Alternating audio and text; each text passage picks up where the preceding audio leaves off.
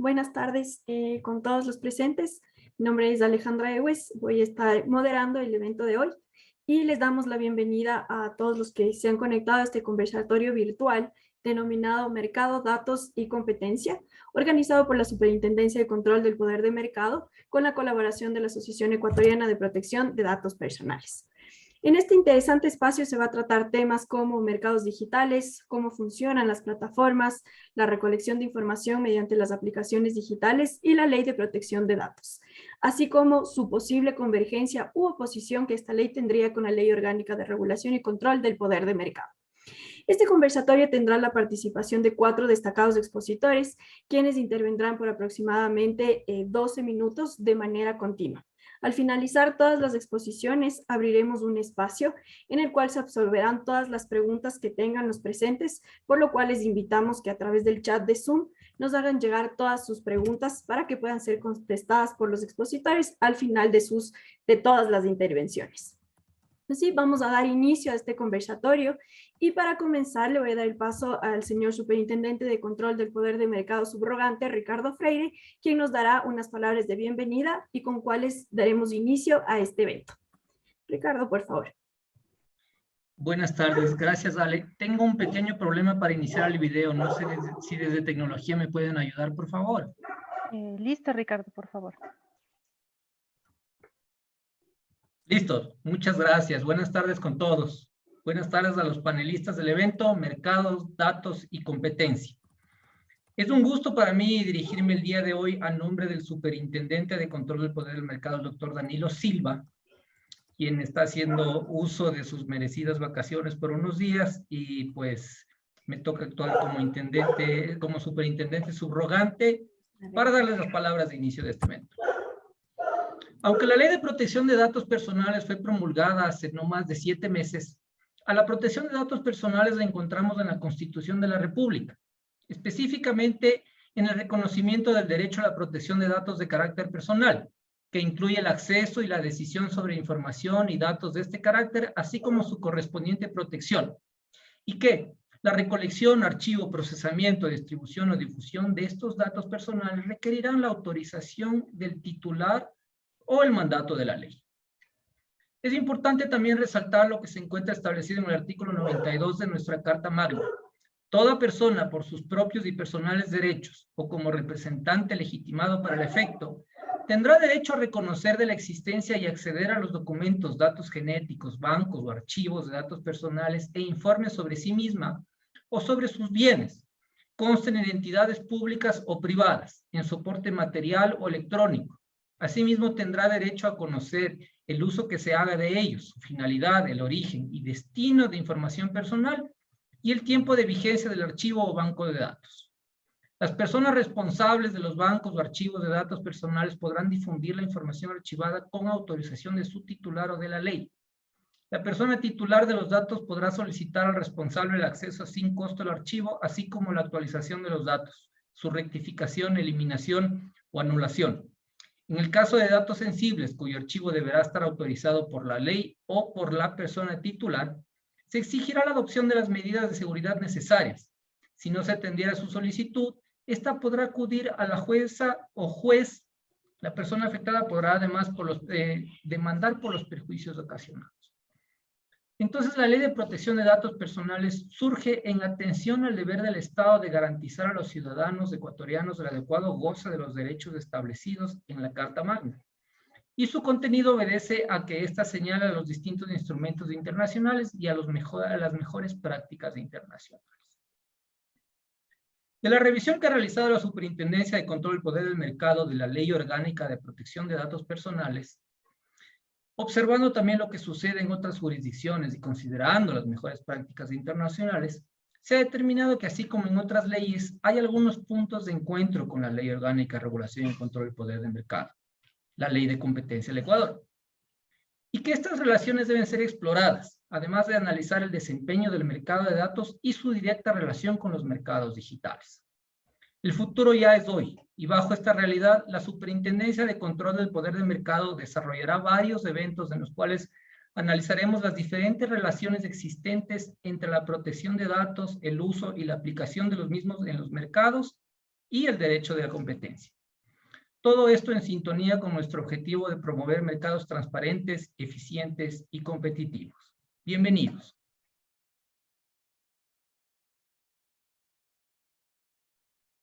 Muchas gracias, Ricardo, por esas palabras de bienvenida y de introducción respecto a lo que abordaremos durante el día de hoy.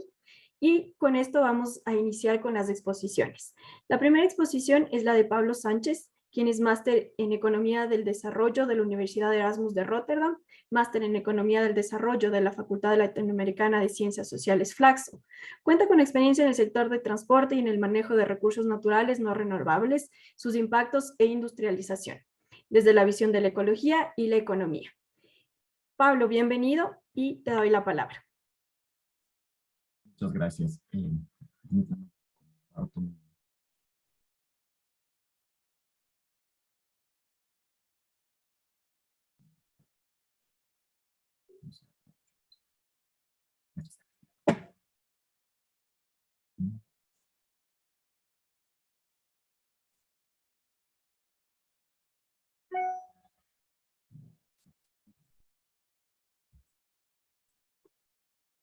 No sé si estoy compartiendo. Si estamos viendo la pantalla, solo te pediría de favor si podrías ponerlo en presentación, ya que estamos viendo el PowerPoint.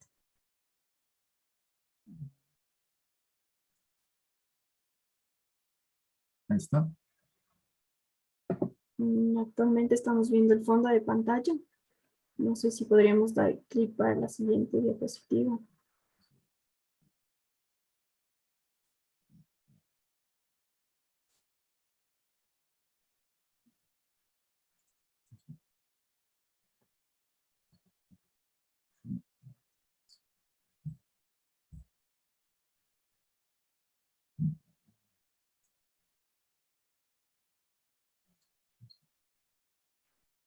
Continuamos sin ver. Quizás podríamos dejar de compartir y nuevamente compartir. Por favor.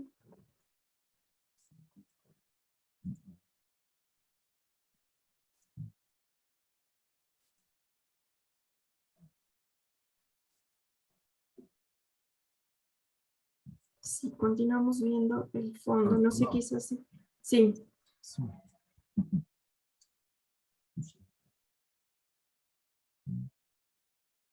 Ahí estamos viendo justamente la presentación.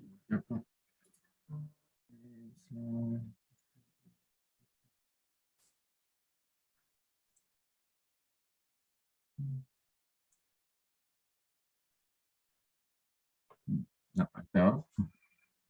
Sí, nuevamente vemos el fondo. Sí, Quizás sí, en la sí. parte inferior del PowerPoint podríamos dar clic en el icono de presentación. Ahí. Ahí sí.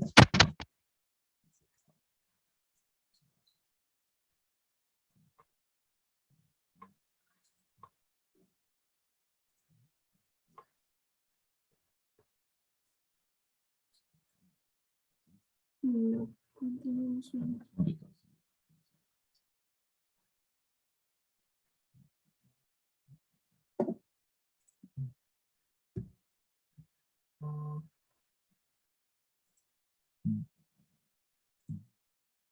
Quizás, Pablo, podríamos hacer un último intento, o si no, podríamos Ahí iniciar. están viendo ya el PowerPoint. Sí, estamos viendo el PowerPoint. Ya, Quizás ahí. agrandar la pantalla y podríamos... Perfecto, ahí estamos viendo y solo retroceder a la primera. Listo, listo, Pablo, muchas gracias. Aunque estoy con varias pantallas y se me confundió el Zoom. Bueno, buenas tardes con todos. Muchas gracias por la invitación. Muchas gracias, Ricardo. Alejandro, gracias por la presentación. Bueno, mi enfoque va a ser en esta tarde más el entender el comportamiento individual, tanto de los individuos como de las empresas, como para establecer la problemática de alguna manera, pero también entender las soluciones que se está dando de alguna manera con la ley. Entonces, por el lado de comprender el comportamiento, tenemos un grave problema en entender justamente la información incompleta y obviamente los dos términos de riesgo e incertidumbre. Temas que normalmente se tratan en estadística o se tratan en medicina, pero que muy poca gente tiene la oportunidad de analizar y ver cuáles son los significados de estos términos, ¿sí?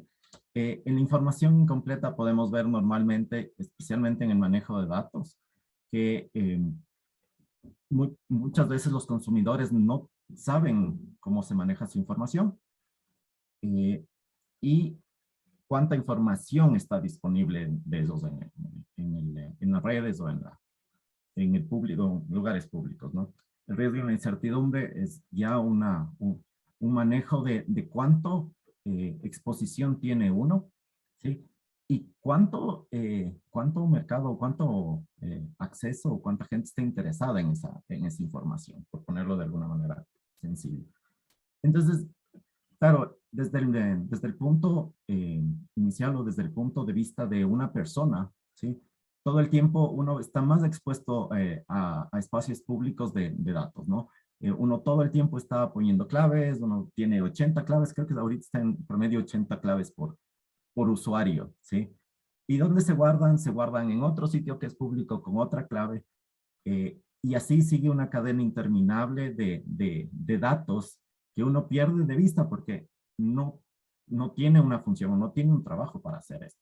Entonces, en estos datos está datos financieros, está datos de comportamiento de compras, datos genéticos en algunos casos, como en 23DIO, que ya tienen incluso secuenciamientos genómicos, ¿sí? Todo esto va acumulando para hacer un análisis completo. Y claro, ¿cuánta gente al final del día sabe qué es ese análisis, ¿no? ¿Cuál es el uso de ese análisis? Que puede ser inocuo, que puede ser simplemente informativo, de alguna manera, como puede ser ya más avanzado, ¿no? Y que puede quedar no solo en el uso correcto de información y de manejo comercial, como quieren ponerlo, pero también puede ser de uso discriminatorio o de competitivo o de falta de transparencia al final del día, ¿no? Entonces, claro, todo el tiempo estamos con más presión de redes sociales y estamos todo el tiempo, ¿no? Cada año, cada cierto tiempo hay una nueva red social y muchas veces borrar los perfiles previos es tiempo que necesita mucho tiempo y necesita conocimiento. Tanto así que ahora hay empresas que se dedican a eso, ¿no? Entonces, ¿cuál es el problema ahí de tener cada vez más información en un individuo con una carga de responsabilidad adicional de protegerse a sí mismo, pero adicionalmente capacidad de procesamiento gigantesca de empresas, de individuos que no necesariamente tienen las mejores intenciones o a veces simplemente no saben las consecuencias de lo que está? Claro, y en el otro sentido, viéndole desde el otro punto, ¿sí? En esta sociedad cada vez tenemos menos tiempo para aprendizaje. Tenemos uno de los índices más bajos de conocimiento práctico sobre la tecnología, ¿sí? Que es uno de los riesgos a veces de tomar prácticas extranjeras de las leyes, ¿sí? Que no tenemos un conocimiento idiosincrático local, ¿sí? Y claro, muchas veces el acceso y aprendizaje de herramientas requiere conocimiento de otros idiomas además, ¿no? Entonces, claro, hay una relación inversa. Cada vez hay más potencial de análisis, pero cada vez hay menos capacidad de un individuo como tal de analizar su exposición al riesgo. Y claro, ahí podemos ver un poco el problema de lo que en economía decimos de racionalidad limitada, ¿sí? En donde, claro, uno va tomando estas reglas de pulgar, ¿no? Entonces dice, bueno, es Google y puedo confiar porque todo el mundo confía en él. Y claro, entra una nueva empresa y uno ya no confía tanto, ¿no? Entonces ahí está esta interactividad y va creando otros sesgos que te provocan no solo caer en el riesgo de compartir tu información, sino en recelo de la gente y tal vez en prácticas anticompetitivas o incluso de corrupción, porque todo esto se vuelve de difícil análisis para una persona común, ¿sí? Entonces, ese va a ser como mi conclusión al final de cuentas y un poco la idea es aquí conversar al respecto de las soluciones, ¿no? Entonces, claro, claro, un poco ahí, hablando desde mi parte de la academia, ¿sí? Las limitaciones que me he encontrado al no tener este tipo de protocolos, ¿no? Este tipo de leyes, es que todo el mundo tiene miedo a final de cuentas, ¿no? No hay una forma, no hay un protocolo, insistiendo en esta parte, que permita el intercambio de información sin que, ¿sí?, haya un recelo o simplemente prefieran manejar incluso el business intelligence de manera artesanal porque no quieren tercerizar ese análisis de datos, ¿sí? Yo he tenido en análisis de combustibles, en transporte, esta falta de confianza, ¿sí?, que normalmente se la deposita en academia, porque claro, tienen ya estos protocolos establecidos y son institucionales y generan confianza de alguna manera. Pero claro, como no hay esta responsabilidad o no tenemos todavía una normativa, ¿sí? Siempre es difícil comenzar a analizarlo. Claro, y la academia es buena porque puede analizar justamente estos problemas, ¿no? Lo que les decía, los riesgos idiosincráticos. Entonces, justamente los problemas que son particulares para el Ecuador o para Latinoamérica, que deberíamos focalizar en las leyes, en los reglamentos, en las normas, ¿sí? El riesgo de la inteligencia artificial, ¿sí? Estudiar estos riesgos, porque hay otros problemas de sesgos, de prejuicios, ¿sí? Y muchas veces que son cajas negras que no hay cómo ver dentro de esas para saber qué se está analizando, ¿sí? Que irían directamente en contra de la ley, porque no podemos hacerlo claro o transparente el análisis, ¿sí? Y lo que les decía, entramos en un como conflicto entre la privacidad, la transparencia y la competencia, porque si no tenemos la capacidad de analizar desde algún punto, ya sea la academia o ya sea las consultorías, los think tanks, no hay cómo tomar decisiones basadas en evidencia. Y esa es como que la parte más importante de que la academia participe en esto, tomando la posta al individuo que no puede analizar toda esta información.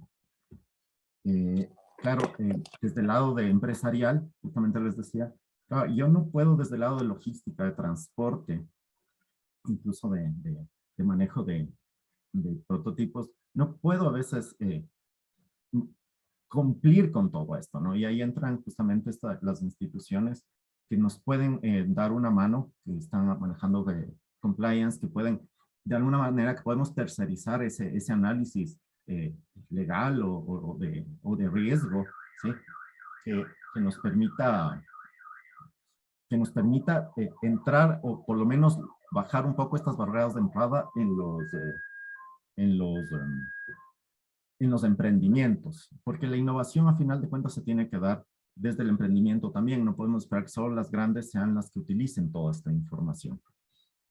Y para un poco ya, para terminar, la idea de generar estos espacios de conversación, de dudas, es justamente que participemos todas estas instancias o todas estas instituciones de la sociedad para que podamos generar algo más adecuado y más afín a nuestra realidad y que nos permita corregir y poner en evidencia todos los riesgos, pero además los beneficios que tenemos acerca de esto. Porque claro, tener reglas claras y tener una seguridad legal siempre va a apoyar esta innovación. Entonces, es no tener un miedo al imponer las leyes, pero también a estar abierto a preparar a la gente a tener un inicio de comunicación, de educación, que permita bajar todas estas barreras que imponen una nueva normativa.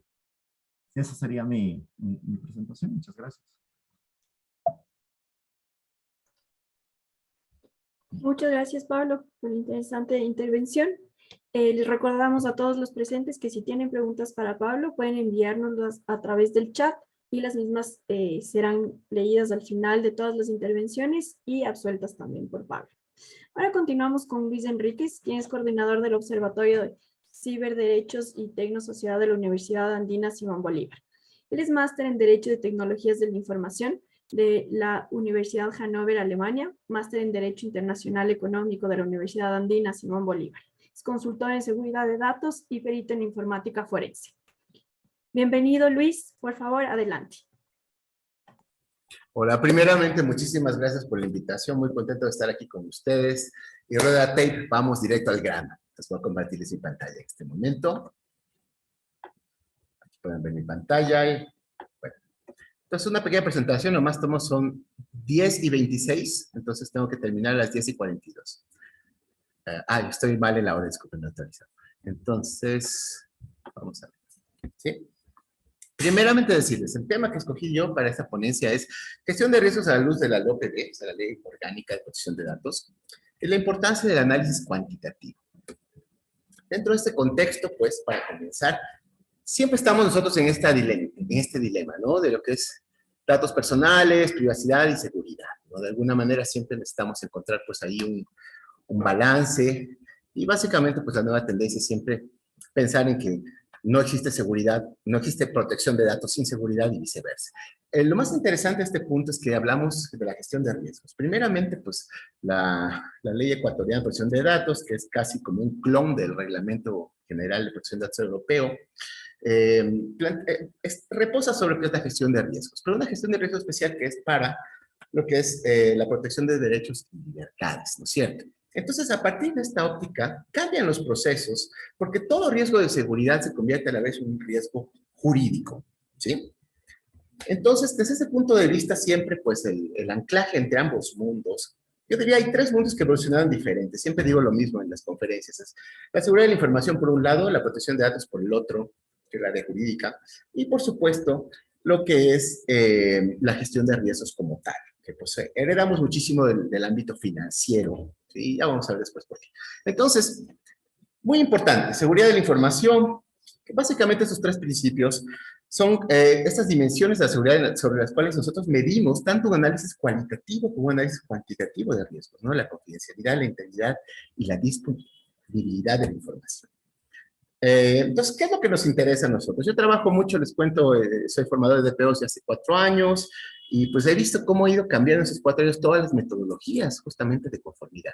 ¿Por qué les digo esto? Porque lo que más le interesa al responsable del tratamiento de datos, al empresario encargado del tratamiento de datos, es básicamente cuánto me va a costar, ¿sí? Entonces ahí vemos una evolución aceleradísima en estos 4 años en lo que es la gestión de riesgos, ¿no?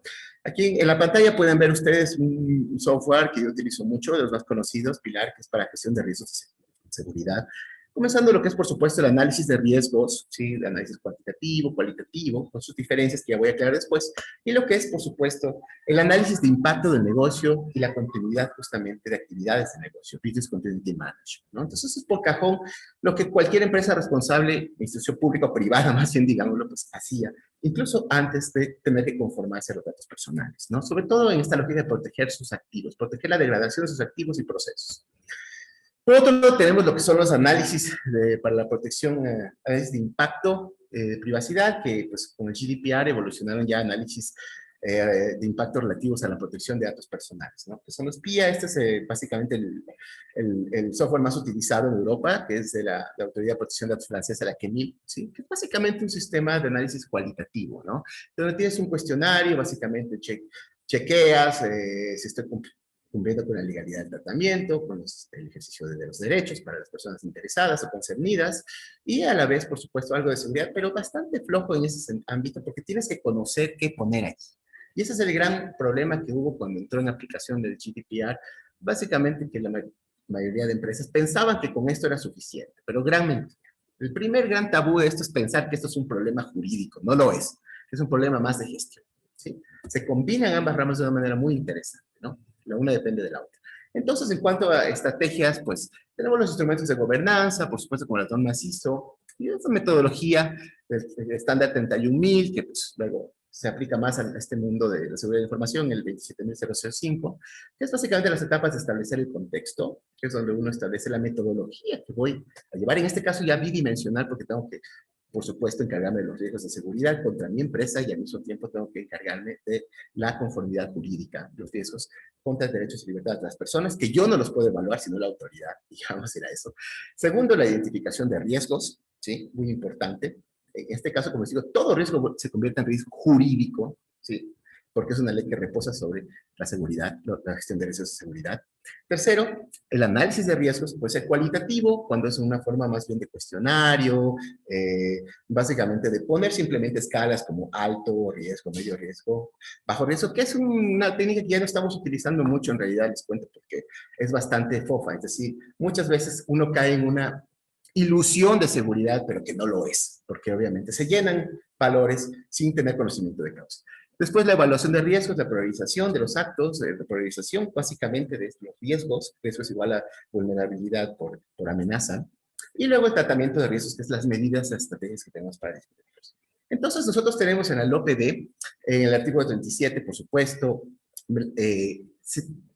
es una especie de corregulación, que yo prefiero llamarle meta-regulación, en donde los responsables de tratamiento y encargados están prácticamente totalmente a la deriva en sus procesos de autorregulación de la gobernanza, ¿no? La gobernanza de seguridad, las medidas organizacionales y técnicas, ¿sí? Entonces, ese es el gran dilema.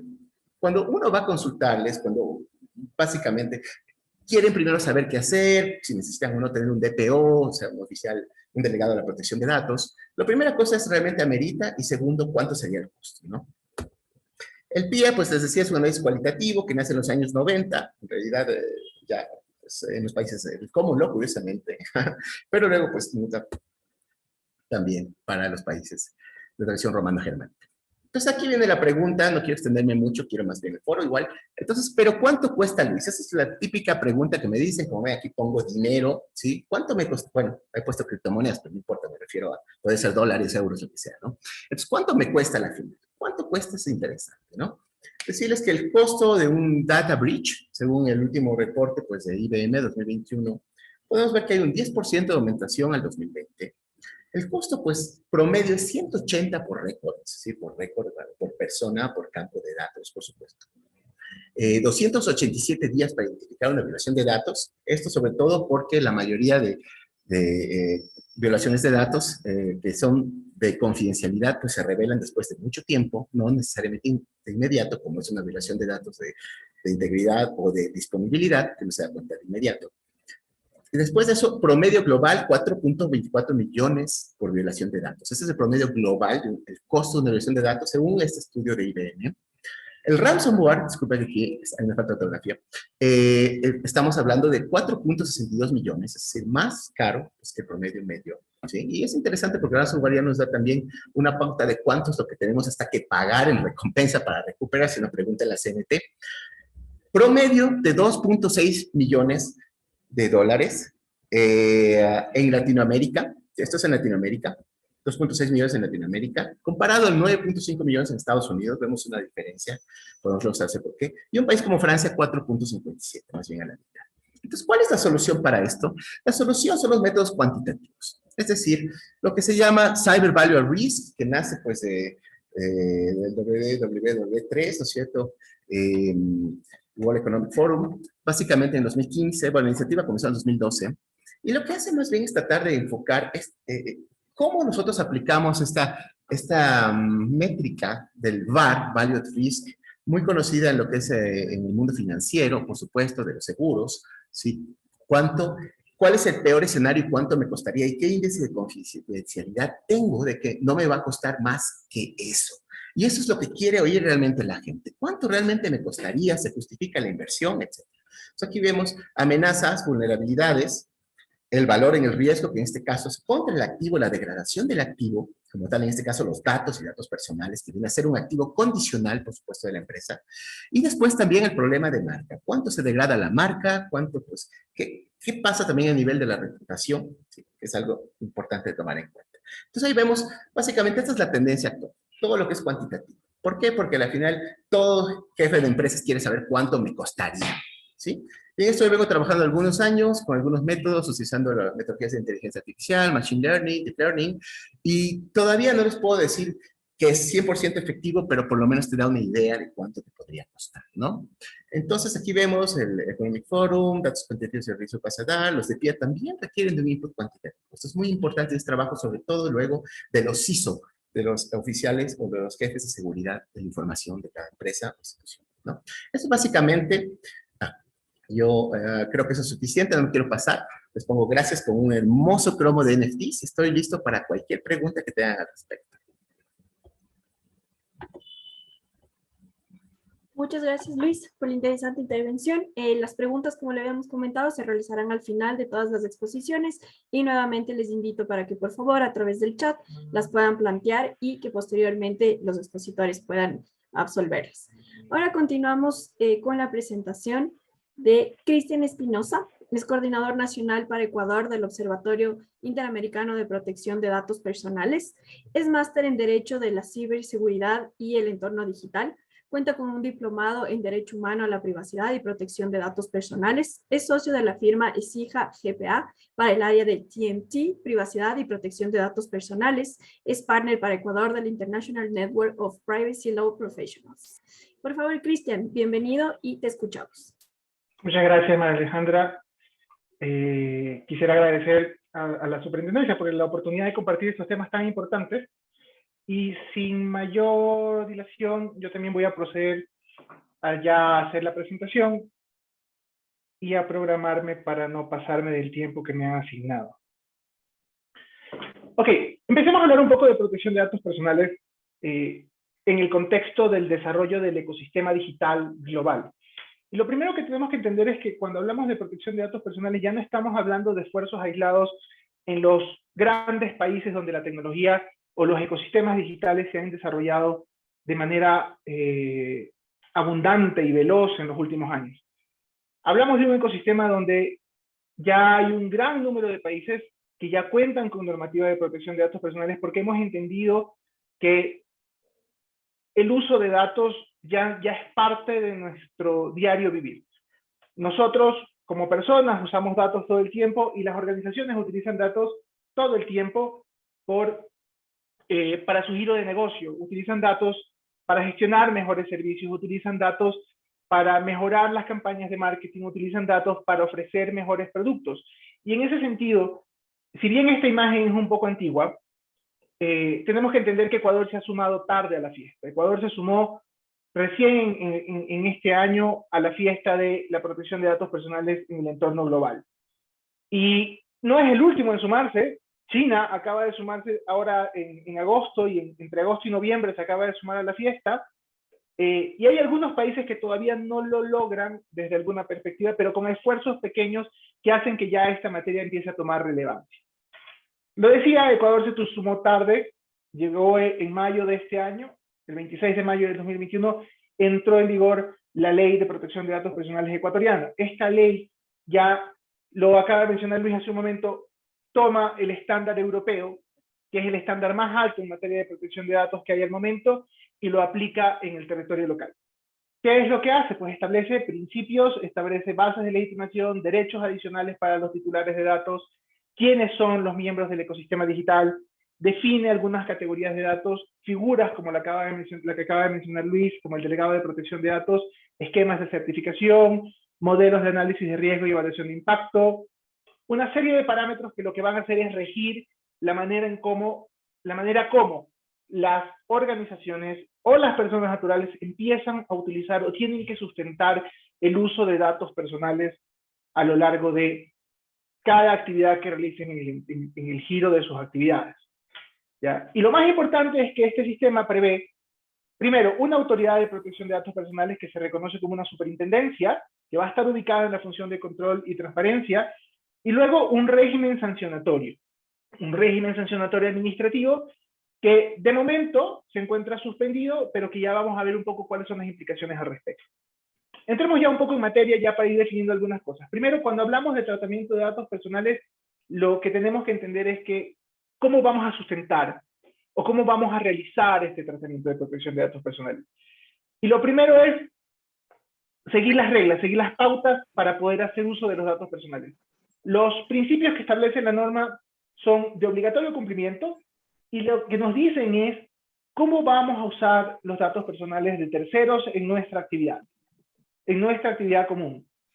Y entender el usar datos personales es entender el ciclo de vida del dato, desde la recogida del dato hasta su destrucción, hasta su supresión, pasando por todo el proceso intermedio, almacenamiento, cesión, transferencia, procesamiento en general, agregar valor, y es un ciclo permanente que está regulado y determinado en función de estos principios. Juridicidad, lealtad, apego a derecho, la finalidad es importantísima, entender que ya no podemos pensar en utilizar datos porque sí, recoger datos por si acaso, sino que deben estar estrictamente relacionados con la finalidad y solo, en función de los demás principios, solo podemos usar los datos que vamos a necesitar, no más, no menos. Y luego debo estar en plena capacidad de asegurar esos datos y en plena capacidad de demostrar que estoy cumpliendo con los parámetros que la ley me ha establecido. Pero partamos de algo importantísimo, que es la base de legitimación del uso de estos datos. En ese sentido, yo lo que tengo que tener claro es que la norma solo me prevé 8 sustentos legales bajo los cuales, o presupuestos legales bajo los cuales yo puedo usar datos. La madre de todos es el consentimiento. Digamos que básicamente puede servir para muchos ejemplos, pero hay casos en los que yo no necesito tener el consentimiento, porque tengo, por ejemplo, disposición de ley o disposición judicial, porque soy una autoridad pública y puedo usar los datos para un fin establecido en la norma, porque tengo un contrato que me obliga o me permite usar datos para cumplir con este contrato, porque hay un interés vital de por medio. Si yo llego inconsciente al hospital, no van a esperar a que recupere la conciencia para pedirme mi consentimiento. Acceso público para aquellos datos que se encuentren en fuentes de acceso público y el tal vez el más complicado de sustentar es el interés legítimo. Pero sin embargo, debidamente procesado, debidamente implementado, podemos hacer uso sustentados en esta base. Para ir avanzando un poco más, luego están estos derechos derivados de la protección de datos personales, que lo que hacen es colocar a la persona o empoderar a la persona basada en la autodeterminación informativa de esta persona, la capacidad que tiene esta persona de decidir qué se hace con sus datos. Estos derechos surgen efectivamente para que esta persona pueda hacer uso de esa autodeterminación informativa. Esta persona pueda protegerse frente a uso de su dato personal por parte de terceros, que son las figuras que hoy por hoy establece la norma como el responsable del tratamiento, quien decide qué se hace con los datos, y el encargado de tratamiento, quien por disposición del responsable procesa los datos o trata los datos. Son figuras que pueden ser personas jurídicas o personas naturales. Y luego está esta última figura, o esta siguiente figura, que es el delegado de protección de datos, que lo mencionó Luis hace un momento, que tiene que ver con una persona dentro de la organización responsable, que lo que hace es precautelar el cumplimiento de las normativas de protección de datos personales casa adentro, en los diferentes flujos de información. Los flujos internos como como trabajadores, y los flujos externos como proveedores y clientes. Ahora, viene el tema de la autoridad de protección de datos. Lo mencionaba hace un momento, va a ser una superintendencia, así lo prevé la ley. Y esperemos contar pronto ya con la autoridad de protección de datos, porque tiene un largo y arduo trabajo que hacer antes de que se vence el plazo del régimen sancionatorio administrativo. ¿Ya? Y entre sus funciones van a estar supervisar, controlar, evaluar, sancionar, regular, atender consultas, administrar registros. Esto tiene que ver porque la autoridad de protección de datos personales es una autoridad sui generis, no es una superintendencia regular, sino que ellos tienen que empezar a construir o trabajar en la construcción del ecosistema de protección de datos nacional. Por eso es importante que esta autoridad se designe de manera prioritaria. Ahora, el régimen sancionatorio. Les había dicho que el régimen está suspendido 2 años, significa que el 25 de mayo del 2023 vence el plazo del régimen sancionatorio administrativo. El régimen prevé infracciones leves y graves que van pecuniariamente entre el 0.1 y el 1% del volumen de negocio calculado sobre las ventas del periodo inmediato anterior, y la inscripción en un registro de responsables y encargados incumplidos. Es decir, que quien no cumpla con las normas y quien haya sido sancionado por cometimiento de alguna infracción va a estar constando en este registro público. Y luego están las medidas correctivas, que en alguna medida pueden ser incluso mucho más perjudiciales o mucho más fuertes que las mismas sanciones pecuniarias. Porque está el cese del tratamiento bajo determinadas condiciones o plazos. Es decir, van a hacer que yo deje de usar esa base de datos. Puedo tener que dejar de utilizar la base de datos que tengo en mi CRM. Puedo tener que dejar de utilizar la base de datos de mi nómina por un tiempo determinado o por una condición específica. Y eso, el momento en que yo pierdo, por ejemplo, mi CRM o pierdo la capacidad de contactarme con mis clientes, creo que en algunos casos perdiendo más que con la multa. Luego está el hecho de que tenga que eliminar los datos o que me implementen alguna medida jurídica, administrativa o técnica, como realizar auditorías periódicas para verificar que efectivamente estoy mejorando mis prácticas. Las medidas correctivas buscan suspender la infracción, buscan suspender la lesión al derecho de la persona, pero hay que entender que esto puede ser parte de un proceso mucho más grande, y es que incluso con el régimen sancionatorio administrativo suspendido, actualmente cualquier persona, podría iniciar contra un responsable de tratamiento una acción de orden constitucional, de orden civil, o incluso tratar de plantear un delito, una denuncia frente al cometimiento de un delito, lo cual hace que tengamos que empezar a correr con los procesos de implementación, con los procesos de adecuación. Todas las organizaciones deberían ya estar, si no preveyendo, iniciando ya sus procesos. Es así que, por ejemplo, solo como una mención, la Superintendencia de Bancos emitió el 2 de diciembre una reforma a la norma de control de riesgo operativo, donde ya establece que hasta el 31 de marzo del siguiente año ya tienen los bancos que presentar sus planes de implementación de protección de datos personales. Y esto debería ser la norma, o sería la pauta a seguir por todas las organizaciones. Porque esa misma norma prevé que sus proveedores también deben estar involucrados o van a ser analizados como parte del riesgo, y la materia de protección de datos personales es parte de ese análisis de riesgos. Lo decía Luis, comenzamos con el riesgo legal, pero aquí tienes una serie de derivaciones tecnológicas organizacionales que tienen que empezar a considerarse, porque protección de datos no se la puedo lanzar al área de TI, no se la puedo lanzar al área legal, no se la puedo lanzar al área de recursos humanos, tiene que ser un proceso transversal a la organización. La protección de datos no es un fin, es un proceso. Significa que todo el tiempo vamos a tener que estar en proceso de cumplimiento. Hablamos de compliance, hablamos de delegado de protección de datos, hablamos de adecuación de nuestras prácticas y hablamos de ventajas y desventajas de no implementar. De ventajas de implementar y desventajas de no hacer. El principal desafío es encontrar un modelo que se ajuste a nuestras prácticas actuales. Y eso deriva de un análisis profundo y realizado por equipo técnico capacitado a la hora de realizarlo. De tal manera que mis prácticas actuales, mi giro de negocio, mi canal de servicio, mis aplicaciones móviles, mis aplicaciones en línea, se adecúen a la norma, sin que me afecte en mayor medida a lo que ya he venido haciendo con anterioridad, pero cumpliendo los parámetros de la norma. Y eso es lo que está limitado al análisis y a la práctica específica del área. Hay organizaciones que no lo ven, pero tienen que entender que todo dato personal, que es cualquiera que permite identificarlo o volver identificable a una persona, entra dentro de la norma. Estamos hablando, ya lo decía, clientes, nómina, proveedores. ¿Ya? Y eso afecta a cualquier empresa. No tiene que ser una empresa tecnológica, no tiene que ser una empresa de servicios, no tiene que ser una empresa comercial cualquiera.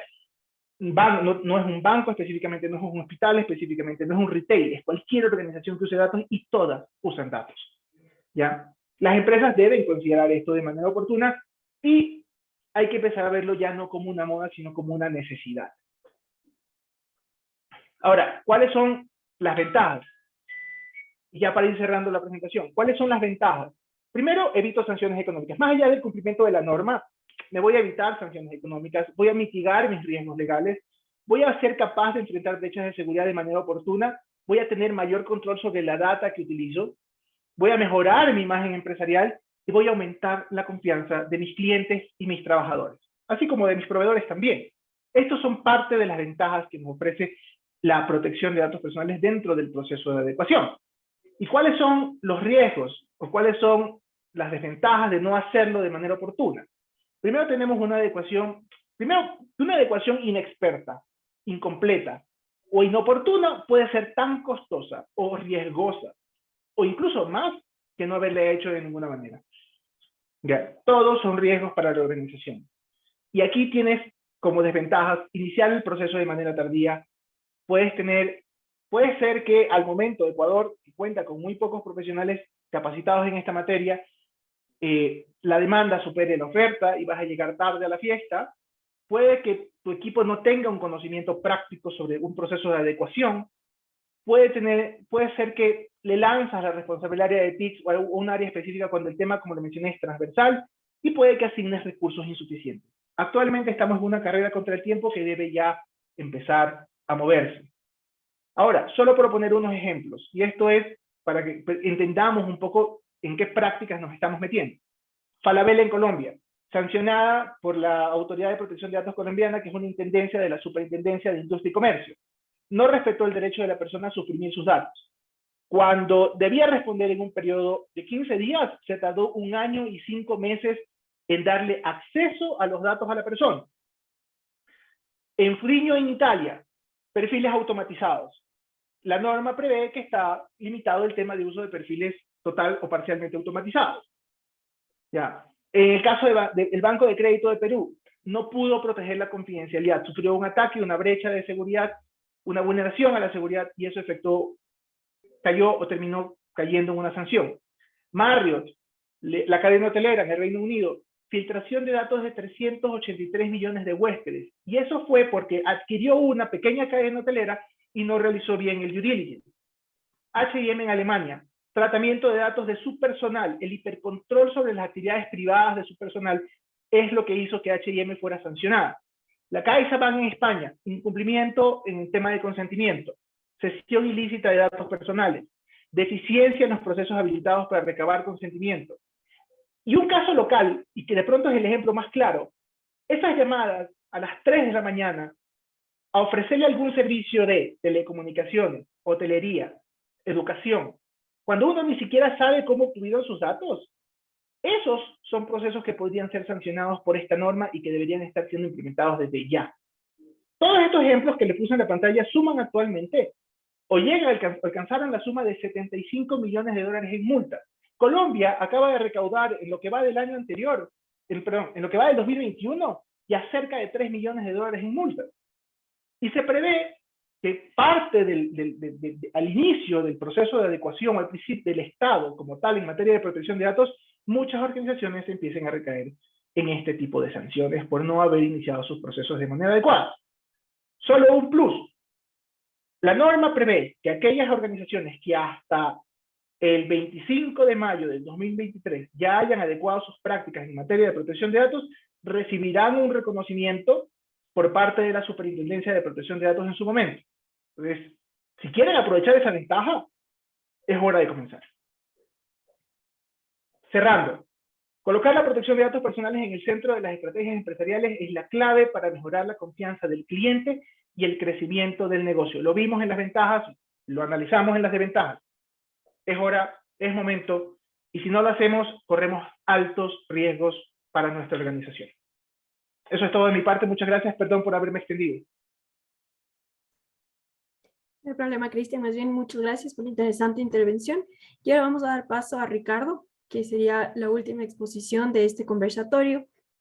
Ricardo está como superintendente de control de poder de mercado subrogante. Es máster en Administración y Dirección de Empresas por Jade Business School del Instituto Tecnológico y de Estudios Superiores de Monterrey. Es máster en Derecho de la Contratación Pública por la Universidad de Castilla de la Mancha, especialista en Derecho de la Competencia por la Universidad Carlos III de Madrid y abogado por la Pontificia Universidad Católica del Ecuador. Ricardo, por favor, te concedo la palabra. Buenas tardes con todos. Ale, muchas gracias. Hasta poner la presentación correspondiente, creo que es necesario el disclaimer de que nada de lo que vaya a ser presentado el día de hoy debe considerarse ya como una posición de la Superintendencia de Control del Poder del Mercado, sino que lo estamos haciendo y lo realizo con fines académicos, con fines de empezar a topar ciertos temas necesarios alrededor de lo que ya significa la vigencia de la Ley Orgánica de Protección de Datos y la interacción que va a tener con la Ley Orgánica de Regulación y Control del Poder del Mercado. Así que, por favor, consideren.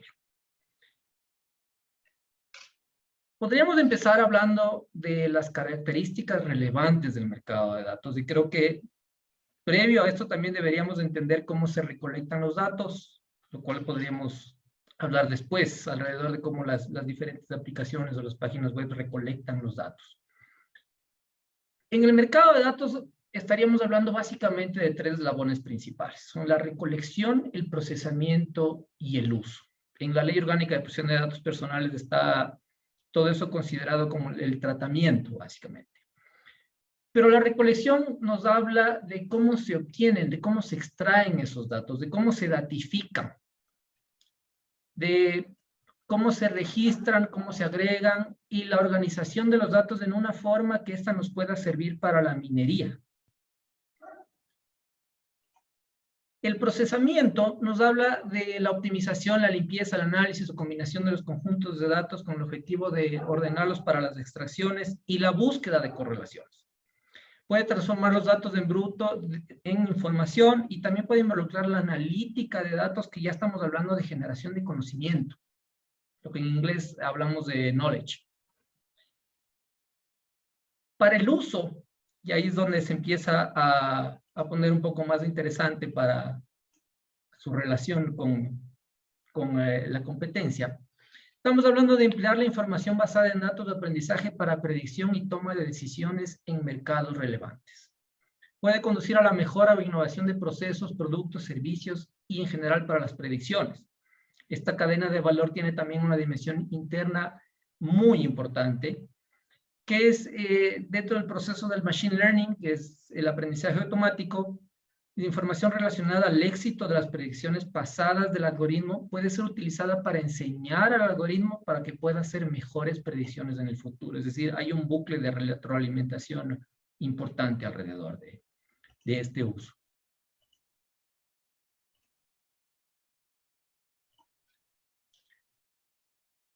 Si hablamos de la economía de la información, tendríamos que hablar de la importancia de los datos. Los datos se están convirtiendo en un elemento vital para la economía mundial. La eficiencia de su uso afecta tanto al bienestar social como al privado, eso ya lo sabemos. La predicción y la correlación identificada en los datos afecta a diferentes aspectos de nuestra vida. Estamos hablando de temas de salud, educación, transporte, sustentabilidad, marketing, la gobernanza inclusive ya de los países, la toma de decisiones. Por eso ya es un elemento esencial la recolección de datos. Aunque los datos pueden ser distintos entre los operadores económicos, entre las industrias, para muchas aplicaciones la calidad de conocimiento puede ser extraído de los datos, está correlacionado con el volumen, la variedad, la veracidad y la frescura de los datos. Lo relacionamos también con las economías de escala y alcance.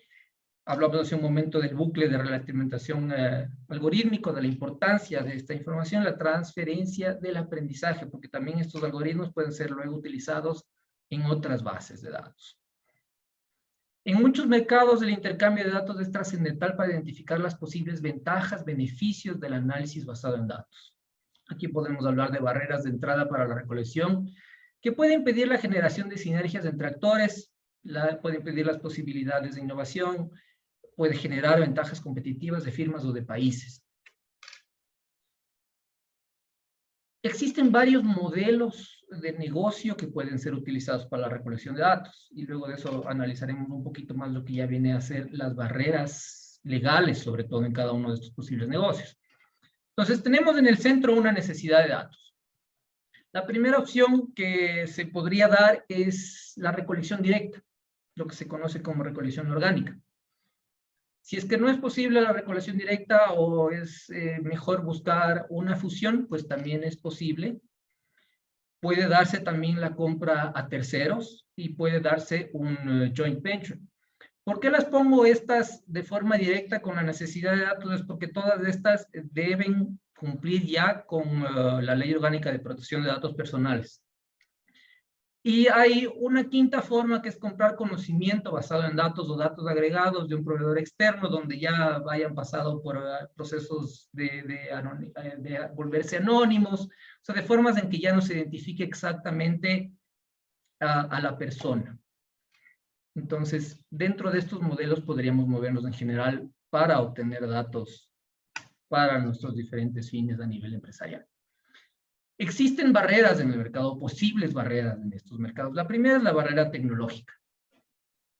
Es decir, las bases de datos organizadas en las diferentes empresas, en las diferentes industrias, responderían a diferentes lógicas internas, a diferentes necesidades. Es por eso que se ha considerado la interoperabilidad entre las bases de datos. Pero esto también puede generar costos y limitaciones.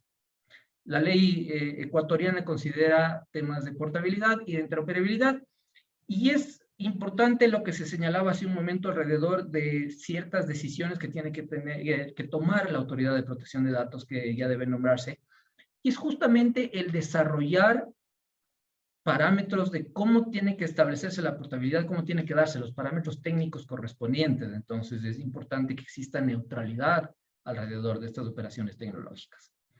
Existen barreras financieras, que son factores que impiden que los datos se recolecten de forma rentable. Sabemos que la recopilación de datos internos es financieramente viable solo cuando sus beneficios superan los costos de implantación y funcionamiento de dicho sistema. Si es que no me es rentable recolectar datos, ¿para qué voy a hacerlo? Estratégicas son las que construyen los responsables del tratamiento de datos personales para mantener su poder de mercado. Pueden fijar términos altamente restrictivos para conservar su ventaja comparativa. Aquí tenemos un ejemplo de algo que sucedió en Francia, que fue tratado ya ante la autoridad de competencia, que es este tema de lo que Apple impuso su política de App Tracking y Transparency Framework, donde se señala que para tener acceso al IDFA, que es el Identifier for Advertisers, es decir, este identificador único que tiene cada dispositivo Apple, donde se recolecta la información, para poder tener acceso, Apple puso su nuevo framework alrededor de que todos los usuarios tendrían que dar las autorizaciones expresas para ser traqueados por un tercero, para ser seguidos por un tercero, para que un tercero obtenga esa información y pueda acceder a este identificador único de cada teléfono. Hay ya quienes dicen que fue una operación estratégica, hay otros que están diciendo que es parte de la política que tiene Apple de apegarse muchísimo a lo que significa la protección de datos.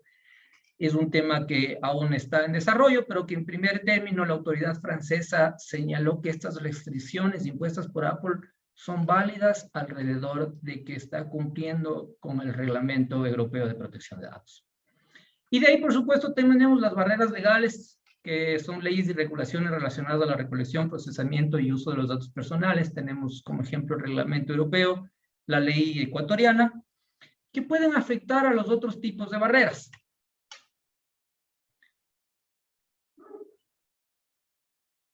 ¿Qué contiene, por ejemplo, nuestra ley? Son disposiciones legales relacionadas a la recolección, procesamiento, almacenaje y uso, que incluye el intercambio de los datos. Estas barreras legales afectan en la decisión sobre cuál modelo de negocio implementar para recolección de datos. El operador económico que necesita datos para sus actividades debe buscar la opción más eficiente y menos costosa para obtenerlos y poder desarrollar su actividad. Las sanciones por no cumplimiento con la protección de datos personales, además de ser económicas, como nos explicaba hace un momento Cristian, también conllevan posibles afectaciones a la reputación de los operadores económicos. Y esto es también importante observarlo, ya que causa otro tipo de afectaciones y hay que darle debido cumplimiento normativo. Hablamos también del compliance hace un momento. El no cumplimiento conlleva además el riesgo de viralidad y contaminación de los sets de datos, o sea, de la información que yo tengo. Si le sigo sumando información que no ha cumplido con los diferentes parámetros que están establecidos en la ley, puedo contaminar lo que ya tengo, si es que la que yo tengo está cumpliendo. Eso a su vez puede afectar el entrenamiento de los algoritmos, porque estamos entrenando con información que no ha sido debidamente obtenida. Y a su vez eso puede afectar hasta la cadena de suministros que depende de toda esta información recolectada. Entonces tenemos que hablar de la legalidad del procesamiento de los datos. El procesamiento de los datos en general debe cumplir con 4 requerimientos fundamentales. El primero, los datos deben ser procesados de forma legal. En nuestra ley se habla de la juridicidad como principio. Justa, en nuestra ley se habla de la lealtad. Y transparente. 2, debe recolectarse solo para fines específicos, explícitos y legítimos. 3, debe limitarse a datos requeridos para los fines definidos por la entidad. Y 4, debe mantenerse precisos y actualizados. Creo que el más relevante es aquel relacionado con el consentimiento del titular de los datos personales para que se traten sus datos personales. No hablaremos por lo pronto de legítimo interés, porque eso ya es entrar en otra profundidad y nos va a alargar muchísimo más el tema. Pero quedémonos por un momento con el consentimiento del titular de los datos personales. El artículo 4 de la Ley Orgánica de Protección de Datos Personales nos dice que el consentimiento es la manifestación de la voluntad libre, específica, informada e inequívoca por la que el titular de los datos personales autoriza al responsable de tratamiento de los datos personales a tratar los mismos. Como características del consentimiento nos señala que tiene que ser libre, es decir, exento de vicios del consentimiento, específica, relacionada a la determinación concreta de los medios y fines del tratamiento, informada, que se relaciona con cumplir con el principio de transparencia y que efectivice el derecho a la transparencia, inequívoca, es decir, que no presente dudas sobre el alcance de la autorización otorgada por el titular. Importante también referencia alrededor de que el consentimiento puede revocarse en cualquier momento sin que sea necesaria una justificación. Quisiera también referirles al artículo 12 de la Ley Orgánica de Protección de Datos Personales, que señala que sobre la información o sobre el parámetro 3, nos señala que se debe proporcionar al titular de los datos de información expresa, inequívoca, transparente, inteligible, concisa, precisa y sin barreras técnicas respecto del uso de los datos para que otorgue el consentimiento correspondiente.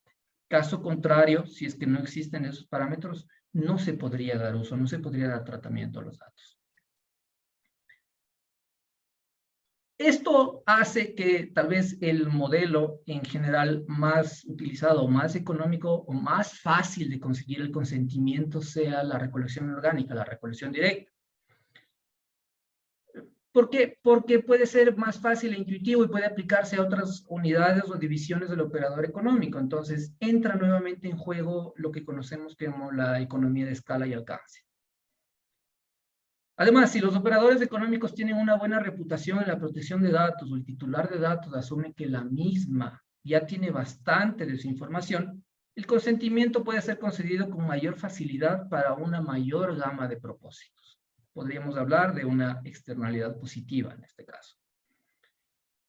En general, esto hace que el titular de los datos pueda tener una tendencia a dar su consentimiento a grandes redes con un alcance amplio en lugar de empresas pequeñas o menos conocidas. Si hablamos del consentimiento y la recolección de datos de un tercero, lo que hablábamos hace un momento de third party tracking, esto puede ser más complicado ya que requiere consentimiento informado para el uso específico de sus datos por parte de una tercera persona, por una tercera parte. Y también conlleva costos alrededor del seguimiento, detección y auditorías a los terceros de actividades relacionadas a los datos, ya que tiene que verificarse el uso que le da esta tercera parte por parte de quien está recolectando los datos. Hace un momento nos hablaba Cristian de esta nueva decisión que ha tomado la Superintendencia de Bancos y está relacionado justamente a esto. El tercero que va a usar estos datos tiene que también dar cumplimiento a lo que está establecido en la Ley Orgánica de Protección de Datos Personales. También es un tema sobre el que deberemos en un futuro tratar algunos temas y cuando esté la Superintendencia de Datos Personales también deberá emitir normativa alrededor de esto. Si es que hablamos del consentimiento y la fusión de adquisición, pues sería muy fácil pensar que ya como nos fusionamos y cada una de las instituciones tiene los debidos consentimientos para uso de la información, ya está. Pero en realidad, si se trata de una fusión donde se crea otra empresa, es de esta nueva empresa la que debería obtener de los titulares el consentimiento para utilizar esta información. Deberían aclarar cuáles son los fines específicos para el nuevo tratamiento de esta información. Pero en la generalidad, debemos señalar con claridad que este es un tema que deberá analizarse caso por caso, dependiendo de cómo se den estas operaciones. Y por supuesto, debe existir verificaciones de cumplimiento previas, porque esto también va a significar lo que hablábamos hace un momento, que posiblemente los sets de datos sean contaminados en un futuro. Entonces, es importante la verificación correspondiente. Similares situaciones pueden darse en el modelo de joint venture. Y por supuesto, cuando el compartir datos crea un mayor nivel de sensibilidad de los datos resultante de la sinergia de los mismos, mayor será o debe ser el estándar para demostrar la existencia de consentimiento en el tratamiento de los datos.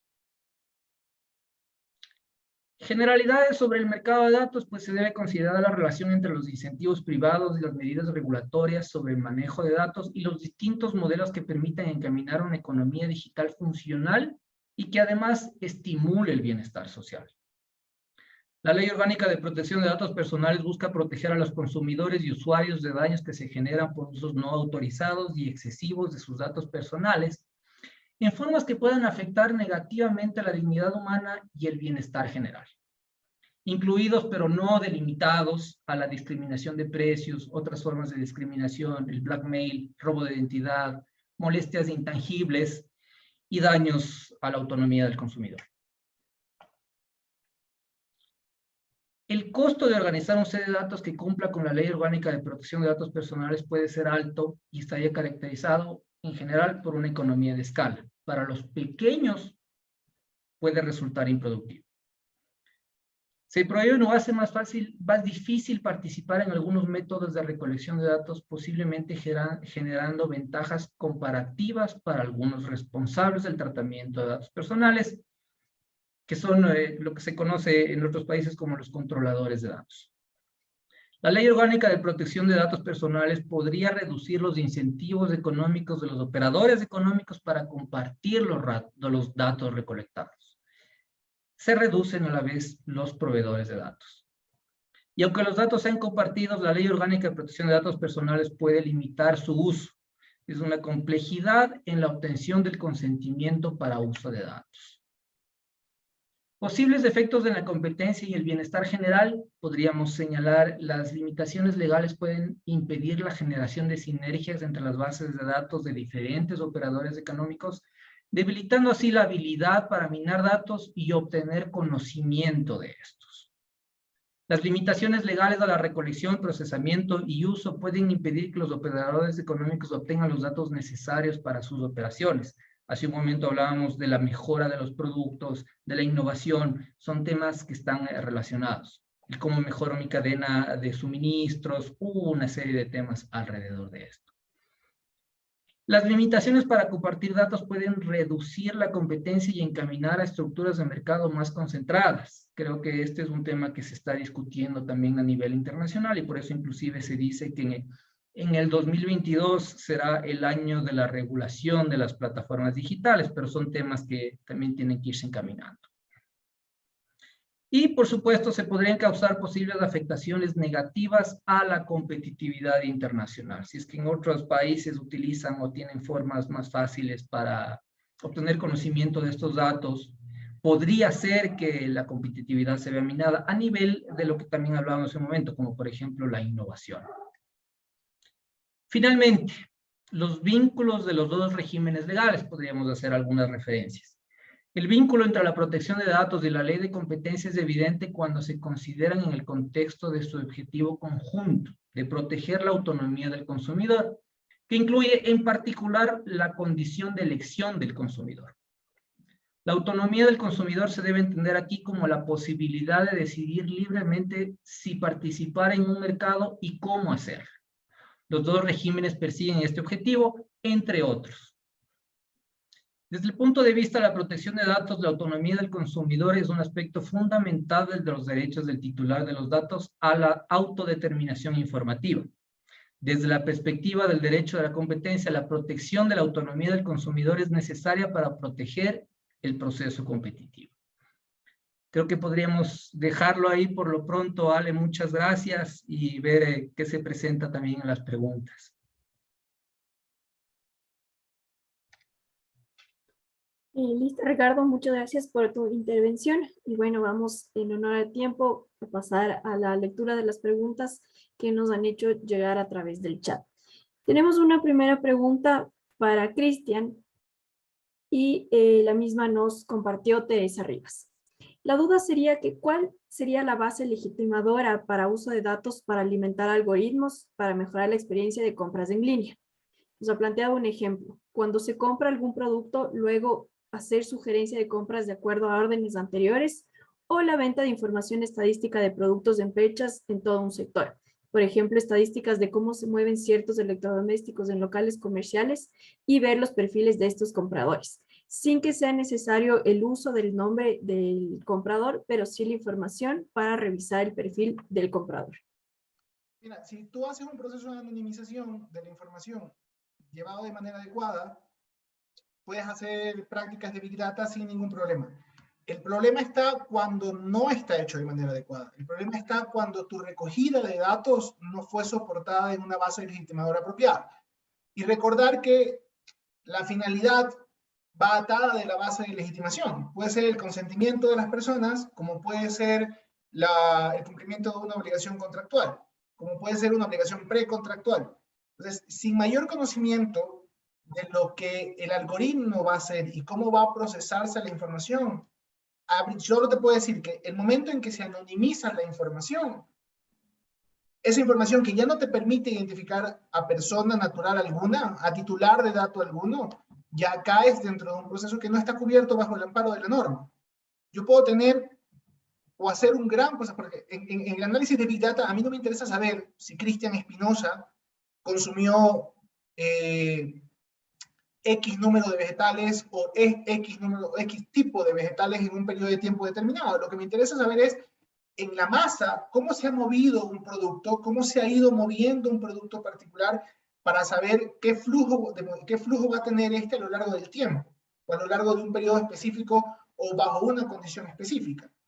Pero es el paso previo, es la etapa previa, el estadio previo en la recogida de esos datos, la que tiene que estar soportada en las disposiciones de la norma. Ya luego, cuando lo he anonimizado y ya no puedo volver a identificar a una persona, ni puedo deshacer el proceso de anonimización, ya ese paquete de datos ya no forma parte de la cobertura de la norma. Muchas gracias, Cristian. Igual les dejo abierto también el panel en el caso de que los expositores quisieran acotar respecto a esta pregunta. Si no tenemos un comentario adicional, la siguiente pregunta es para Luis, y yo creo que podría ser una pregunta que también podría ser discutida por los demás expositores. Luis, ¿nos podría explicar, por favor, cómo las diferentes aplicaciones o página web recolectan y almacenan estos datos y los manejan? Bueno, hay diferentes mecanismos. Normalmente, pues en un modelo, por ejemplo, servidor-cliente, que es el modelo pues, predominante en la web 2.0 al menos, ¿sí? Básicamente uno es el que pone sus datos. Es decir, tú tienes una página, por ejemplo, de Amazon, de OLX, lo que sea, y tú llenas tus datos. Esos datos se guardan en bases de datos que están directamente vinculadas al aplicativo web. Sí, puede ser una base, puede ser una multibase de datos.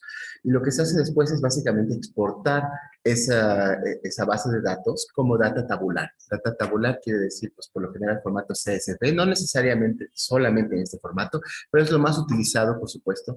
Y después, a partir de ello, por supuesto, puedes abrir ese formato en Microsoft Excel, pero nadie hace explotación de datos pues, directamente en Excel, ¿no? Entonces, lo que tienes que utilizar es siempre, pues, herramientas como Anaconda Jupyter, que es como un estándar mundial ahora, que es basado en Python, que básicamente te sirve para que cojas y puedas hacer data science, filtrado de datos y, por supuesto, la aplicación de modelos de machine learning, educar un sistema de información para que se convierta en un sistema inteligente a partir de modelos de aprendizaje automático y aprendizaje profundo. Y a partir de ello, tú pues puedes tener, si son modelos supervisados, una respuesta, si es que son modelos no supervisados, una segmentación más bien de conductas o de factores, o también aprendizaje de refuerzo para luego pues, perfeccionar cómo funciona ya en la práctica la experiencia sensorial del sistema inteligente. Entonces, ¿cómo se hace? Simplemente coges una base de datos, guardas la base de datos y exportas como data tabular para que ese set de datos te sirva para hacer, por supuesto, data science.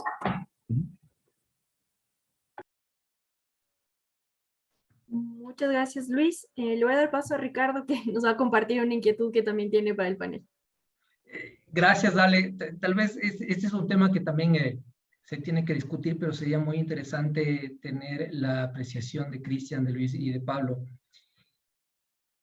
Hablamos de que si bien el régimen sancionador no está vigente, la ley es plenamente aplicable. Entonces tendríamos que hablar de que ya para recolectar datos se debe contar con el consentimiento. Si es que yo tengo una base de datos en este momento y sigo recolectando datos de la vieja forma, sin obtener el consentimiento, y le sigo sumando información y le sigo sumando datos a esta base de datos, el momento en que llegue una verificación a nivel posiblemente de auditoría de la Superintendencia de Datos Personales, cuando ya esté nombrada y todo creada la institucionalidad, ¿podría aseverarse, por ejemplo, que esta base de datos que yo lo he trabajado desde el momento en que la ley ya está vigente, que no cumple con los parámetros, que ya es virulenta y tal vez no una sanción, pero sí algunas medidas de posiblemente impedimentos de uso de esa base de datos? No sé qué piensan ustedes. Si me permiten a mí, a ver, la ley entró en vigencia el 26 de mayo. ¿Ya? Significa que desde ese momento todos deben empezar a cumplirla. Desde ese momento las prácticas deberían haberse empezado a adecuar. Y si no, haber suspendido alguna práctica hasta lograr la adecuación. Porque finalmente lo único que está suspendido es el régimen sancionatorio. Porque la ley ya está y establece las disposiciones de tratamiento. Cualquier cosa antes de la ley está cubierta en cambio por el derecho a la protección de datos que está establecido en la Constitución, que no daba muchos parámetros respecto de cómo se debía hacer, pero que ya había estándares de cómo hacer prácticas adecuadas. Y luego, desde la entrada en vigencia de la ley, cada proceso debe estar soportado bajo los parámetros establecidos en la ley. Finalmente, si yo llego al 26 de mayo, al 25, bueno, al 26 de mayo del 2023, sin haber hecho mi proceso de adecuación, con la mayor de las seguridades, esa base puede ser suspendida de tratamiento como medida correctiva hasta que se establezca las medidas para mitigar la lesión que se está causando al derecho de la persona, y luego, si se sigue incumpliendo, pues recaerá ya en las infracciones establecidas leves o graves dependiendo del caso. Ese es mi punto de vista. Yo lo veo así, no sé si Luis y Pablo de pronto tengan alguna apreciación diferente. Pablo, por favor, tenía levantado todo. Sí, un poco ahí a mí, ya del lado práctico de las empresas, me preocupa siempre la implementación. ¿Sí? Y yo me he encontrado con algunas empresas que tienen tercerizado mucho del manejo de los datos.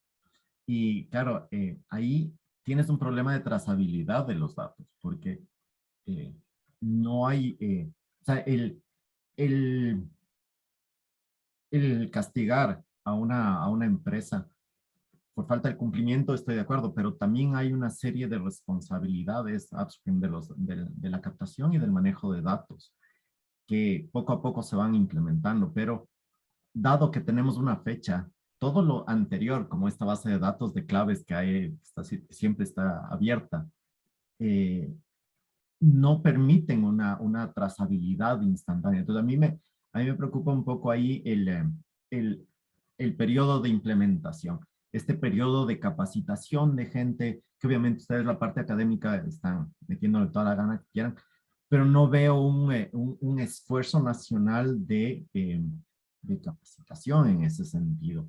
Y claro, todos estos manejos podemos entenderlos nosotros, pero hay un montón de empresas pequeñas que están manejando datos, quieran o no, y que deberían implementar esto de manera urgente, pero también se necesita, como cualquier innovación, se necesita un apoyo y una campaña para este tipo de manejo. Entonces, claro, ahí es lo que me preocupa justamente en todo esto, cómo el control no caería en ser de alguna manera dracónico a todas las pequeñas empresas. Y claro, en mi presentación lo que dije, para mí es buena la ley y para mí es necesaria la ley, ¿sí? Pero no quiero que de alguna manera la gente se asuste en una implementación que no haya cubierto su comunicación, y que es más o menos la idea de tener este tipo de conversación. Sí, entonces yo creo que en ese sentido deberíamos abrir más el campo a que se discuta este tema de forma más accesible al público en general. Bueno, yo para complementar lo que han dicho mis queridos colegas, simplemente decir que este ejercicio corregulatorio es mucho más complicado de lo que parece, ¿sí? Porque nosotros tenemos una una ley, por supuesto, una autoridad que va a venir, que tiene que hacerla cumplir, pero que no te dice cómo hacer las cosas, solo te dice qué hacer. ¿Sí? Te puede decir cómo hacer, emitir boletines, pero que sí ya tenemos autoridad todavía, entonces mucho menos un plan de concientización nacional aún. Del otro lado, yo me pongo más bien en los pies de los empresarios, justamente el sector productivo, y yo creo que justamente es necesario entender primeramente que no se trata solamente de un asunto legal. Y a mí lo que me preocupa, honestamente, es ver que muchos están tratando esto como un asunto legal que no solo es legal. Más bien la parte que más les concierne para el cumplimiento de la ley es la parte de gestión. ¿Sí? La parte de gestión es fundamental, yo diría 80%. Uno debe contratar a un abogado para el litigio, por supuesto, para la política de protección de datos, personal, para otras cosas, pero para la gestión necesita un especialista que entienda sobre gestión de riesgos, que entienda sobre seguridad de la información, sobre amenazas, sobre modelos de madurez, por ejemplo, el desarrollo de software, etcétera, etcétera. Y yo veo que ese es ahorita un gran problema en el Ecuador, que todavía no se entiende que esto es un problema de gestión. Eso es lo que te diría con respecto a esto. Entonces, comenzar a sancionar en este momento, simplemente porque sancionamos, no es el camino.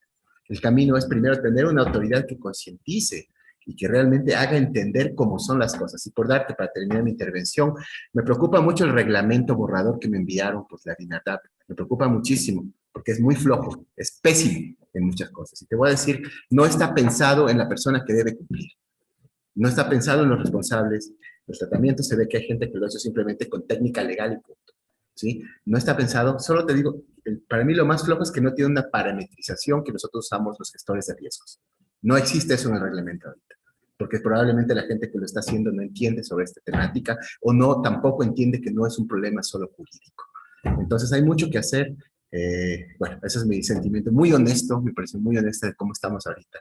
Yo creo que hay que aguantarse un poco para la sanción, porque también pensemos que el Ecuador necesita desarrollar su economía digital. Entonces, encontremos ese balance. Ahorita sancionar me parece que sería, no, tal vez puede ser legal, pero no es legítimo, porque todavía no tenemos una concientización nacional. Todavía no ha llegado a ese paso. Solo para sumar a lo que acaba de decir Luis, que tiene mucha claridad respecto del tema, que efectivamente no es un tema meramente legal, es un tema de gestión efectivamente, es un tema, lo mencionamos, es un tema transversal a la organización que tiene muchas aristas. Viene el proceso de adecuación, que es la etapa inicial, luego tienes soporte técnico, soporte organizacional, soporte legal para las diversas aristas en las cuales se desarrolla la ley, pero tiene un componente muy fuerte que, si bien parte del derecho, tienes que tener consideraciones de diversos tipos. Y lo que va a terminar pasando es un 24 de mayo del 2018, lo que pasó un día antes de que entre en vigencia el Reglamento General de Protección de Datos Personales, donde había un desorden que no se solucionó en los primeros días, no se solucionó en los primeros meses, y que esa noche, quienes estábamos suscritos a un servicio europeo, recibimos entre 20 y 30 correos de solicitud de consentimiento. Cuando a veces no es la única medida, es parte del esquema. Y sí hace falta una autoridad que ya empiece a educar al público y a las organizaciones en general respecto de la materia de protección de datos personales. Y el tema del reglamento es un proceso en construcción, concuerdo que tiene bastantes deficiencias todavía, pero hay que avanzar en el proceso para tener un reglamento a la brevedad posible. Bueno, muchísimas gracias, Cristian, Luis, Pablo y Ricardo, por sus comentarios. Ha sido una discusión y intervenciones muy interesantes que, como ustedes dicen, deberá continuarse conversando al respecto. En honor al tiempo, vamos a dar por concluido este conversatorio, agradeciéndoles nuevamente tanto a los panelistas como a los participantes en el evento y que asistieron y nos acompañaron durante esta tarde. Muchas gracias por parte de la Superintendencia de Control del Poder de Mercado y les deseamos una buena tarde.